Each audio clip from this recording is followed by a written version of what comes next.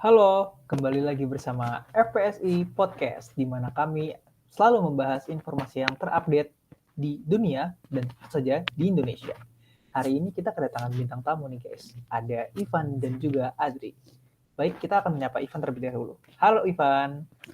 Halo semuanya, perkenalkan nama saya Ivan Rizkul Mutakin, saya dari kelas Kesmenkom A. Oke, baik, terima kasih Ivan. Sekarang kita beralih ke Adri. Halo Adri. Oke, halo semuanya. Perkenalkan nama saya Adrian Syaputra dari Kesmenkom B. Oke, baik. Terima kasih, Adri. Nah, mereka berdua adalah pembicara kita pada podcast kali ini. Dan saya sendiri, Dio Averian, saya di sini sebagai moderator. Saya berasal dari Kesmenkom Paralel 2. Nah, sekarang ini kan kita sudah berada pada kondisi pandemi COVID-19 ya. Nah, kalau dari Adri sendiri nih, apa sih pandangan Adri terhadap pandemi COVID-19 ini? Tentunya kita pernah mengalami ini sebelumnya ya, yang kita pernah sebut sebagai flu burung atau flu babi. Nah, kurang lebih protokolnya juga sama nih. Kita juga harus menjaga diri, membersihkan diri, terus juga lebih berhati-hati dalam uh, memasak makanan yang berasal dari unggas. Begitu juga dengan berkonsultasi dengan dokter ketika mendapat gejala-gejala tertentu yang diakibatkan oleh seperti flu burung itu. Oke, baik. Jadi yang saya garis bawahi dari Adri ini adalah kita harus lebih aware ya terhadap masalah di sekitar kita, terutama masalah kesehatan. Oke, baik. Berikutnya pandangan menurut Ivan. Bagaimana Ivan pandangannya?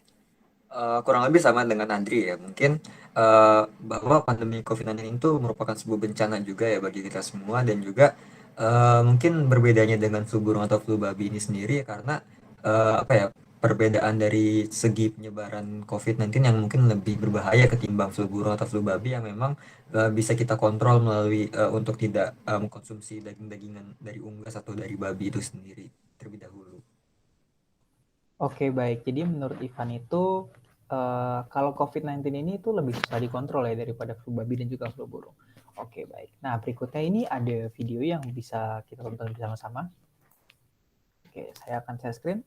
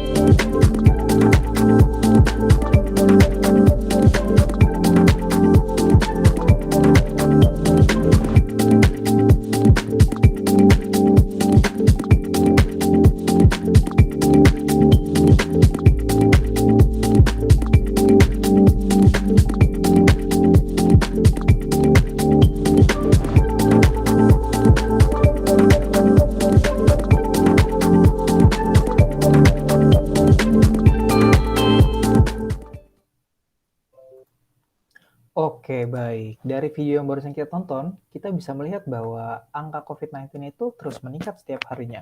Bahwa hari ini saja sudah ada sekitar 4.000 orang ya yang terkena COVID dan juga akhirnya menyebabkan total kasus yang ada di Indonesia itu berada pada angka 1,8 juta. Nah, kalau menurut Ivan nih kenapa sih angka COVID-19 di Indonesia ini terus meningkat?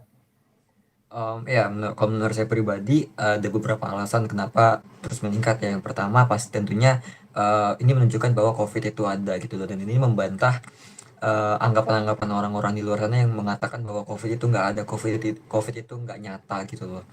Dan juga yang kedua yang sudah saya bilang sebelumnya bahwa persebaran COVID ini tuh sangat mudah tersebar gitu loh karena melalui udara dan itu bisa menjangkau semua orang gitu loh. Dan yang ketiga itu karena kita belum melaksanakan belum sepenuhnya tervaksinasi gitu loh dan juga sehingga menyebabkan kita sendiri itu apa ya tidak mempunyai kekebalan tubuh yang baik gitu loh untuk melawan COVID-19 baik itu di Indonesia maupun di luar negeri ya. Oke, baik. Yang saya garis bawahi di sini itu adalah banyak orang yang masih belum percaya terhadap adanya COVID-19. Oke, baik. Nah, berikutnya beralih kepada Adri. Kalau menurut Aldi sendiri, kenapa sih COVID-19 di Indonesia ini terus berkembang? Salah satunya tadi sudah disebutkan oleh dari saudara Ivan itu sendiri, karena persebaran informasinya mungkin masih kurang merata ya untuk beberapa orang, dan bentuk dari virus itu sendiri itu tidak ada bentuk fisiknya ya. Jadi membuat orang terkadang karena belum ada wujudnya lebih sulit percaya. Nah, kebetulan juga dengan banyaknya hoax yang ada di Indonesia itu sendiri, yang mereka pun menyatakan sesuatu yang lebih jelas terlihat, meskipun itu tuh belum tentu benar gitu loh adanya. Nah, orang-orang jadi lebih percaya dengan hal tersebut seperti itu. Dan juga mungkin karena beberapa protokol yang mewajibkan menggunakan masker, mungkin menurut beberapa orang itu apa ya, sebuah kebiasaan baru yang sulit untuk diadaptasi gitu. Oke, baik. Oke. Nah, berikutnya itu tadi sempat disinggung juga oleh Ivan bahwa banyak orang-orang yang masih memiliki imun yang lemah, begitu kan? Nah, sekarang ini kan sudah ada yang namanya vaksin. Nah, imun lemah ini tuh bisa kita berikan vaksin agar mereka tuh imunnya menjadi lebih kuat. Nah, kalau menurut Ivan, seberapa penting sih vaksin ini bagi masyarakat?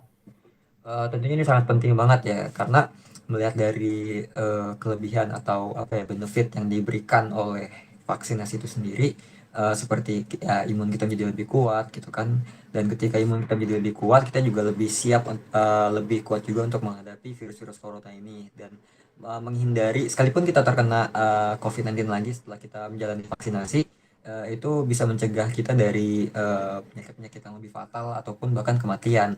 Dan juga selain itu juga dengan melaksanakan vaksinasi ini sendiri yang menjadi salah satu cara untuk kita bisa menuju ke kehidupan normal yang sebelumnya seperti pandemi, meskipun ada sedikit perbedaan-perbedaan gitu ya.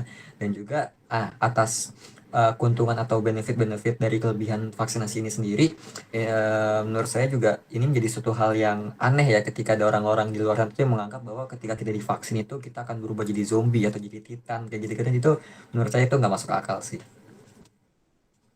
Oke, yang perlu digarisbawahi ini adalah bahwa vaksinasi ini juga dapat membuat kita untuk menuju kehidupan yang normal meskipun berbeda dengan normal yang biasanya. Dan juga tentunya tidak akan membuat kita menjadi zombie ataupun titan seperti yang dibilang oleh Ivan sebelumnya. Oke, kalau menurut Adri, seberapa penting sih vaksin ini bagi masyarakat? Seperti yang sudah dijelaskan oleh saudara Ivan tadi, dengan adanya vaksin ini itu juga sangat membantu bagi masyarakat yang memiliki imunnya rendah. Karena dibandingkan Anda terpapar oleh penyakit itu langsung, dengan vaksin ini itu bisa seperti mensimulasikan tubuh Anda jika terkena penyakit tersebut, namun dengan taraf yang tentunya lebih rendah, sehingga tubuh mendapat waktu untuk mencoba membentuk sebuah imun untuk mempertahankan diri dari penyakit tersebut. Begitu pula dengan pemerintah yang sudah memberikan vaksin ini secara gratis. Jadi sudah sangat mempermudah masyarakat untuk tidak begitu memikirkan misalnya permasalahan finansial. Seperti itu.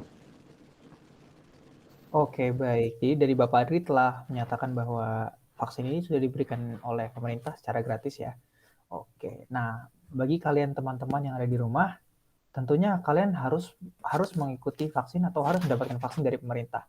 Mengapa? Karena kita ini kan sudah capek ya hidup di era pandemi seperti ini. Kita juga tentunya ingin untuk mendapatkan kehidupan yang normal layaknya dulu kala.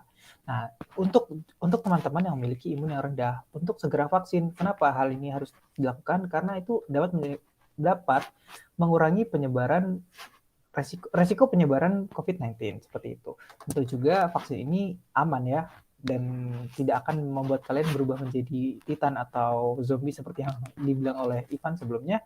Dan juga tentunya vaksin ini itu gratis diberikan oleh pemerintah. Oke, baik, mungkin sekian dulu podcast kita pada FPSI Podcast hari ini. Terima kasih kepada Ivan dan juga Ade yang telah hadir untuk menjadi pembicara pada podcast hari ini.